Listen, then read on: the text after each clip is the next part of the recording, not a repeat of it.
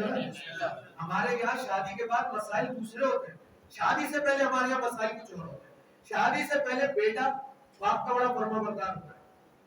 شادی سے پہلے بیٹا باپ کا بڑا فرما بردار ہوتا ہے. شادی سے پہلے بھائی بھائی کی محبت کو اللہ، بہن بھائی کا تعلق قیامت کا. شادی ہوئی نہیں،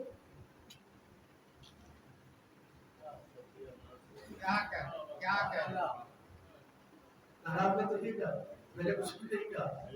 شادی ہوتے ہی نہ جانے کیا ہو جاتا ہے. اب آپ سمجھتے ہیں بڑے ہو گئے. دیکھیں ماں باپ کا جو تعلق اولاد کے ساتھ ہے، آپ کتنے بڑے ہو جائیں ان کے لیے آپ ابھی بچے ہیں. انہوں نے جو زحمت دقتیں آپ کے لیے اٹھائی ہے ان کا اجر یہ نہیں ہے کہ آپ ان کی آواز سے اپنی آواز کو بلند کریں، آپ ان کے ساتھ لڑیں، آپ ان کے آگے شور مچائیں. اب تو یہ کہ قرآن تو میرا بڑھاپے میں بھی پہنچ جائے دونوں یا دونوں میں سے کوئی ایک، ان کے سامنے اف تک نہ کرو، اف تک نہ کرو. ایسا ہی ہے تو آپ سنتے ہی رہتے ہیں اف تک نہ کرو. لیکن کیا ہے کہ شادی سے پہلے بیٹا بیٹی دونوں ماں باپ کی بڑی عزت اور فرما برداری سے پیش آ رہے ہیں. شادی ہونے کے بعد رنگ تبدیل ہو جاتا ہے. کیوں؟ وجہ کبھی غور کیجیے گا. میرے پاس وجہ ہے جو میں جانتا ہوں، آپ غور کیجیے گا پھر ڈھونڈ کے لائیے گا وجہ کیا ہے، تب آپ کو سمجھ میں آئے گا. اچھا ان والدین سے بھی میں دس بستہ گزارش کروں گا کہ جن کی اولاد شادی کے بعد ان کے ساتھ اس طرح سے بات کر رہی ہوتی ہے، کیونکہ دیکھیں شادی اس نے نہیں کی، شادی آپ ہی نے کی. یہ بھی یاد رکھیے گا شادی بھی آپ ہی نے کی. جس طرح سے آپ نے شادی کی نتائج اسی طرح کے سامنے آ رہے ہیں. یہ بھی یاد رکھیے گا. تو سارا قصور اولاد کے اوپر ڈالیے گا اور نہ سارا قصور والدین کے اوپر ڈالیے گا. ہم سب ایک دوسرے کے ساتھ ملے جلے، ایک دوسرے کے ساتھ ہم شریک ہیں، ہر معاملے میں شریک ہیں، ہر کام میں شریک ہیں. شادی ہونے کے بعد یہاں سلسلہ یہ ہو گیا کہ بیٹا جو فرما بردار تھا وہ نافرمان ہو رہا ہے باپ کا، بیٹا جو ماں کا فرما بردار تھا وہ نافرمان ہو رہا ہے ماں کا. کربلا نے تو کوئی اور رنگ دکھایا. شادی ہوئے 9 دن ہوئے تھے، 9 دن ہوتا ہی کیا ہے. اور جن صاحب کا میں تذکرہ کر رہا ہوں یہ ان کے لیے جا کر آپ دیکھیے گا نحوف میں، مطلب میں، ریاض القدس میں، حسین بخش جاڑا اصحاب الیمین میں جا کر آپ دیکھیے گا ان کی صورت اور شباہت اور وجاہت کے بارے میں الفاظ کیا لکھا. ایک نے ایک ہی جملہ لکھا. جب ایک جگہ میں نے پڑھا تو میں نے کہا شاید یہ کچھ اضافی ہو گیا، کوئی مسئلہ نہیں. لیکن جب دونوں چاروں جگہ ایک ہی جیسے الفاظ مختلف پائے گئے تو اندازہ ہوا کہ نہیں یہ کوئی خیالی باتیں نہیں کر رہے. اس کا مطلب یہ ہے کہ یہ کوئی بہت ہی مستند ترین بات ہے جو اس کو لکھنے کے بعد بات کو آگے بڑھا رہے ہیں. اتنے خوبصورت تھے، اتنے خوبصورت تھے کہ ایسا لگتا تھا کہ پروردگار عالم نے سارا جمال انہی کے اندر اتار دیا. اتنے خوبصورت. اور عمر کتنی ہے؟ عمر جان کر آپ حیران ہو جائیں گے کیونکہ یہ شادی اس عمر میں بھی ہوئی جب بال سفید ہو جاتا ہے. 25 برس یعنی عین شباب، بھرپور جوانی. کتنے؟ 25 برس سفید رنگ کا. اور بال انتہائی سیاہ، سیاہ بال، سفید رنگ کا. چہرے پر روب اور جلال، ایسا روب اور جلال کہ اگر کسی کو پتہ چل جائے کہ یہ گھر ان صاحب کا ہے تو کوئی اس گھر کی طرف دیکھتا بھی نہیں تھا، سیدھا گزر جاتا. اتنا روب، اتنا دبدبا. مگر کیا ہے؟ عیسائی، عیسائی. شادی ہوئی، شادی کے بعد سیر و تفریح کے لیے نکلے اور ایک مقام پر آ کر پڑاؤ کر زندگی گزارتا ہے. کچھ دن گزرے، امام حسین کا وہاں سے گزر ہوا تو دیکھا خیمہ لگا ہوا. قریب گئے صدا کوئی ہے؟ ایک خاتون ہے. کہیے کہیں کیا یہ باپ کا خیمہ ہے؟ باپ کا خیمہ ہے تو وہ تو باہر گیا. اچھا آ جائے تو اس سے پوچھیے گا ہماری طرف آپ کون ہے؟ بس اس کو اتنا بتائیے گا شخص آیا تھا تو تمہارا پوچھا اور وہ کہہ رہا تھا تم میرے مددگاروں میں شامل ہو، تمہارا نام نظر نامے میں لکھا ہوا، بس اتنا بتا دیا۔ اور آپ بتائیے آپ خیریت سے ہیں، آپ کی زندگی صحیح گزر رہی ہے؟ تو ہاں بالکل گزر تو رہی ہے، لیکن ایک مسئلہ ہے، دریا کا پانی بہت دور ہے، بڑی دقت ہو جاتی ہے۔ اگر پانی کہیں یہاں قریب میں ہوتا تو پھر تو ہمیں کوئی غم ہی نہیں ہوتا، اور کوئی تکلیف نہ کچھ نہیں، کہ یہ مسئلہ تو تمہارا ابھی حل کر دیں۔ نیزہ نکالا کہ پتھر پہ مارا نیزہ، پتھر جو دو حصوں میں تقسیم ہوا تو نیچے سے ٹھنڈا اور میٹھا پانی جوش مارتا ہوا نکلا، کہ یہ نہ تمہارا یہ مسئلہ ہو گیا، بس میں آپ کو ہمارا پیغام پہنچا دے گا۔ یہ کہہ کر چلے گئے واپس سے، سرزمین کربو بلا کر بیٹا جو اپنی بیوی کے ساتھ گیا ہوا تھا، جس کا نام ہانیہ لکھا ہے، انتہائی محبت کرتی ہے خوش ہوا، نئی نئی شادی ہوئی، ابھی واپس آئے دونوں گھومتے پھرتے، تو جب بہتے ہوئے ابلتے ہوئے چشمے کو دیکھا تو ایسا لگا جیسے اچھلنے لگتا ہے انسان خوشی سے، میں تو مسئلے ہو گیا دوڑتا ہوا وہاں سے، یہ چشمہ ابھی تو یہاں کبھی نہیں تھا، یہ کہاں سے آ گیا؟ تو کوئی کریم آیا تھا یہ، اس نے خیریت کری، آپ تمہارا بھی پوچھا، میرا پوچھا، اب وہ تو بلکہ یہ تک کیا کر گیا کہ تم میرے مددگاروں میں شامل ہو۔ اچھا کون تھا؟ میں نہیں جانتا، لیکن جب اس نے پوچھا اور میں نے اس کو بتایا کہ پانی کی دقت، تو نیزہ مارا پانی کا چشمہ ہو گیا، چلو ماں ہمارا یہ مسئلہ تو حل ہو گیا۔ آنے والا گیا تھا، بتایا کہ سمت میں چلا، اب یہ بھی چل دیا پیچھے پیچھے، کہ جو اتنا قریب ہے اور وہ کہہ رہا ہے کہ وہ میرے مددگاروں میں شامل ہے، تو اس کا مطلب ہے کہیں ایسا نہ ہو کسی مشکل میں نہ ہو، چلو اس کے پیچھے چل دیا۔ جس دن کا یہ واقعہ ہے، یعنی کربلا پہنچے امام حسین دو محرم، اور یہ پیچھے پیچھے آ گئے، اس دن شادی ہوئے 9 دن گزرے تھے، 9 دن کیا ہوتے ہیں، یعنی ایک ہفتہ، 9 دن گزرے، آئے دیکھا فہمہ لگا۔ اب یہاں کچھ روایات کا اختلاف ہے، میں بڑی جلدی سے وہ باتیں پیش کر رہا ہوں جو معلوم تھی۔ خیمہ لگا دیا، دن گزرتے رہے، اور ایک دن آیا خیمے میں، اور آ کر کہنے لگا اپنی بیوی سے اور ماں سے کہ میں نے ابھی ایک آواز سنی، ایک آواز سنی، اس آواز نے مجھے تمہاری وہ بات یاد دلا کہ تم نے کہا کہ آنے والا کہہ کر گیا تھا کہ یہ میرے مددگاروں میں ہے۔ کون سی آواز سنی؟ میں نے ایک آواز سنی جو ہمارے لیے چشمہ ابال کر گیا تھا، وہ کہہ رہا ہے بیٹھ کر ایک جگہ پر کہ میری مدد کرنے والے کتنے تھوڑے سے لوگ، مجھے لگتا ہے ان کو ایک مدد کی ضرورت ہے، میں تو ارادہ کر چکا کہ میں چلا جاؤں، تم بتاؤ تمہاری رائے کیا ہے؟ ماں نے کہا ہم سے کیا پوچھتا، جو ارادہ کر لیا اس میں مضبوط ہے، مضبوط ہے۔ بیوی سے کہا تمہارا کیا ارادہ ہے؟ بیوی نے کہا جب تم نے ارادہ کر ہی لیا ہے تو تم مجھ سے پوچھ لو، میں تمہیں اپنا ارادہ بتاؤں؟ کیا بتاؤ؟ کہ عورتوں پہ جہاد ثابت ہے، ورنہ تم سے پہلے میں وہاں چلی جاتا۔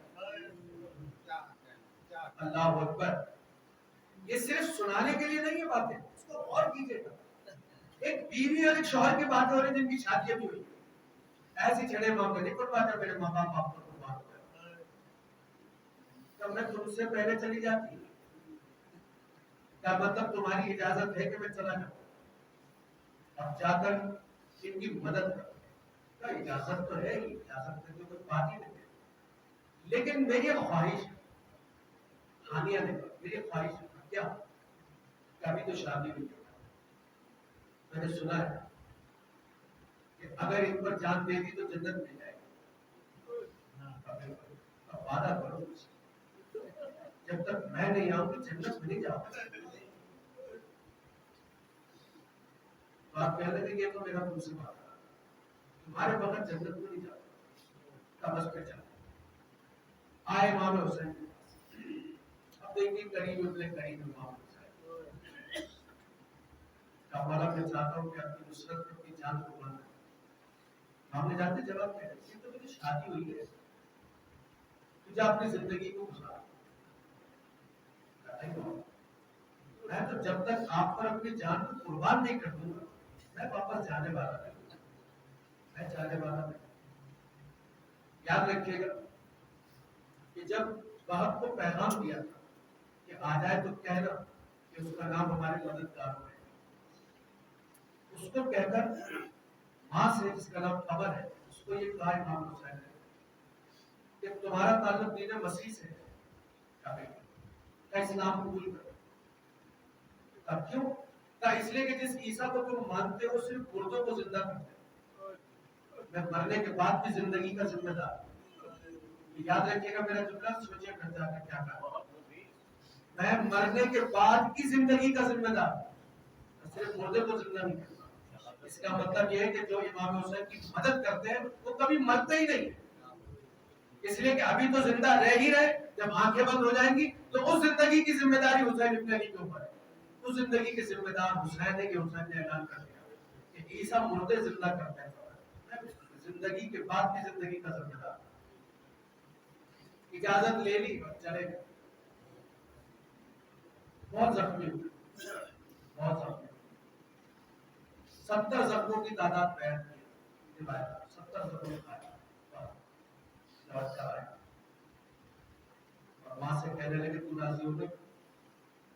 منہ پھیر لیا ماں، ابھی کلمہ پڑھا ہے، منہ پھیر لیا، نہ جانے کیا ایسی بات تھی اس سمجھ میں نہیں آیا، مگر نہ جانے کیا ایسی بات، منہ پھیر لیا اور کہنے لگی میں نے تجھے اس لیے نہیں بھیجا کہ تو خون میں نہا کر میرے پاس واپس آ جائے، اور پھر کب راضی ہوگی؟ کہ جب تک جان نہیں قربان کرتے نا راضی نہیں ہوگی میں تجھ سے۔ اچھا کہ چلو پھر ایک دفعہ اپنی بیویوں کو خدا حافظ کر، کہا جاؤ گئے۔ اب جب گئے خیمے میں تو ایک مرتبہ باپ کی زوجہ کہنے لگی ابھی تو ہماری شادی ہوئی ہے، تم تو مدد کی بات کر رہے تم سے مدد کرتے تم زخمی بھی ہوگا تو تم آ گئے، یہ باتیں چل رہی اب کیوں جا رہا مجھے بے سہارا کر کے کیوں جا رہا؟ مادر باپ نے آواز لگائی بیٹے کو، جانتے کیا جملہ میں یاد رکھنے کے قابل جملہ ہے، کہنے لگی بیٹے سے کہ میرے بیٹے یہ عورت ہے اس کی باتوں میں نہ آ جا، خیال رکھنا زہرا کا لال کرنا ہے، اس کو تمہاری مدد کی ضرورت ہے۔ چونکہ یہ بیان ایک ایسی منزل پر آ جاتا ہے کہ یہاں پر سننے والے چاہنے والے رو پڑتے ہیں، ورنہ تو اس میں ایک جملہ ایسا ہے کہ ٹھہر کر اس پر بات کی جائے، زندگی رہی انشاءاللہ پھر کبھی سے، مگر کیا یہ عورت ہے اس کی باتوں میں نہیں آ جانا، میں اس کی باتوں میں نہیں آنا بس آ رہا ہوں، بس آ رہا ہوں، یہ کہہ کر نکلے، دونوں کو خدا حافظ کیا چلے گئے، پھر لڑے، کہیں 35 افراد کا تذکرہ ہے، کہیں 45 افراد کا تذکرہ ہے، کہیں 65 افراد کا تذکرہ ہے جنہیں وہاں نے قتل کیا، مار، اور جس کو اٹھا کر پھینکتے تھے وہاں اس کی ہڈیاں بھی ٹوٹ جاتی، اتنے طاقتور ہے 25 برس میں۔ لیکن ایک مرتبہ جب کسی نے نیزہ مارا اور زمین پر آیا تو وہب کی زوجہ سمجھی کہ شاید اب باقی رہنے والے نہیں، زخمی ہے اور لوگ قریب آنا چاہ رہے تھے کہ وہب کی زوجہ دوڑتی ہوئی آئی، ہاتھ میں کوئی نیزہ، کوئی لکڑی، کوئی لوہا، کوئی اس طرح کی چیز ہے، اس سے لوگوں کو ہٹا دیا۔ یہ کہتی جا رہی اور اپنے شوہر سے ایک جملہ کہتی جا رہی کہ وہب حسین کے نصرت میں کوئی کسر باقی نہیں رہنی چاہیے، تم اٹھو ہمت کرو اور اپنے آپ کو حسین پر قربان کرو۔ ایک مرتبہ زوجہ کو دیکھا تھا، ابھی تو کہہ رہی تھی مجھے تنہا چھوڑ کرنا چاہیے، ابھی کیا ہو گیا کہ تم مجھ سے کہہ رہی اپنی جان کو قربان کر دو؟ تو اس وقت تک میں نے سزا نہیں سنی تھی، مگر جب تو چلا گیا تو میں نے دیکھا کہ حسین رو رہے ہیں اور کہہ رہے ہیں میں کتنا غریب ہو گیا کربو بلا، مجھ سے حسین کی یہ سزا دیکھی نہیں گئی، مجھ سے یہ سزا سنی نہیں گئی۔ اب کیا ہوا کہ پلٹی تو کسی نے گرز مارا، اب وہ آخری سانسیں لے رہے تھے کہ امام حسین قریب آ، تو زوجہ کہنے لگی کہ مولا اچھا ہوا آپ آ گئے، آپ نے مجھ سے وعدہ کیا، میں چاہتی ہوں اس وعدے کو آپ کے سامنے دہرا دیا جائے۔ تب کہو ہمارا 2 وعدے، تب کہو کیا ہے؟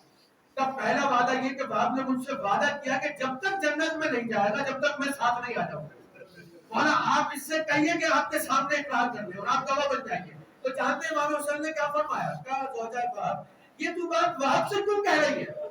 کہا مولا کس سے کہوں گا؟ مالک جنت خود حسین ہے. ارے میں ذمہ دار ہوں اس بات کا، جب تک تو نہیں چلی جائے گی تیرا شوہر جنت میں داخل نہیں ہوگا. تو یہ بات تو نے مجھ سے کیوں نہیں کہی؟ کہا نہیں مولا آپ سے تو کچھ اور کہنا تھا مجھے. کہا مجھ سے کیا کہنا تھا؟ کہا مولا آپ سے یہ کہنا تھا جب سہاگ گزر جائے تو مجھے میرے پردے سے بڑا ڈر لگتا ہے، تو مجھے اپنی بہنوں کے ساتھ کر دیجیے گا تاکہ میرا پردہ سلامت رہ جائے. اب علماء نے لکھا کہ یہ سننے کے بعد حسین کچھ کہہ نہیں پائے. ارے کہتے تو کیسے کہتے؟ کیا یہی بتاتے اس کی زوجہ کو ارے تجھے اپنے پردے کا خیال ہے مگر بعد حسین علی اور بطول کی بیٹیوں کے پردے مل جائیں گے؟ بعد حسین علی اور بیٹیوں کے پردے سلامت نہ رہ جائیں گے. چلی گئی زوجہ پر، کب چلی جاؤ تم پہ جہاز ساکت ہے. جب چلی گئی مگر جب شوہر کی گردن کو کٹتے ہوئے دیکھا تو رہا نہیں گیا، دوڑتی ہوئی آئی. اب چاہتی ہے کہ اپنے شوہر کو بچا لے کسی طرح، بچا بھی نہیں پائی. مگر ایک ظالم نے جو گرز مارا کہ بعض روایتوں میں سلاخ ماری سر کے اوپر. پہلی شہیدہ ہے کربلا کی وہب کی زوجہ جس نے اپنی جان کو امام حسین پر قربان کر دیا، اور دونوں ایک ساتھ داخل بہشت ہو گئے. اب ماں کو دیکھیے، ماں کیا ہے؟ یہ کربلا کی ماں ہے، یہ کربلا کی ماں ہے.